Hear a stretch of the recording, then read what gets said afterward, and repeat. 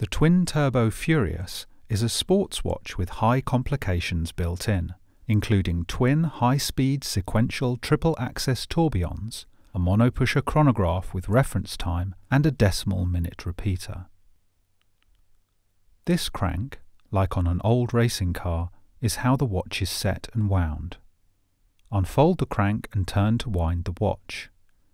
This planetary gear system shows the power reserve, which is 50 hours when full.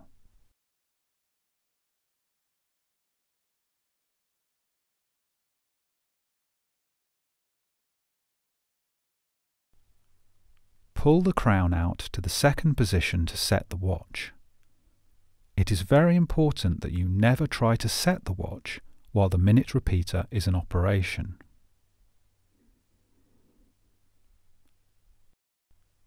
This Monopusher starts,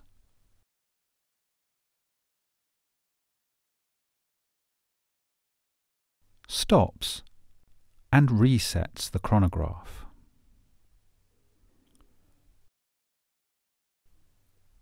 This chronograph allows you to set a reference time. Pull the crown out to the first position to set this.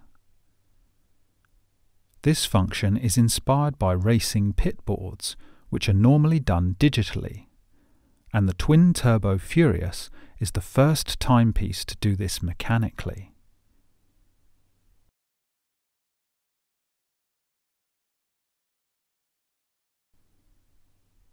Then you operate the chronograph normally.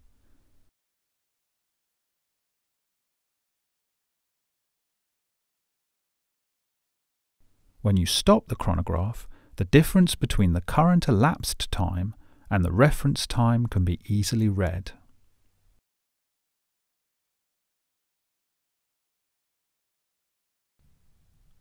This slide is how the decimal minute repeater is actuated. The power reserve for the minute repeater is charged when you depress the slide.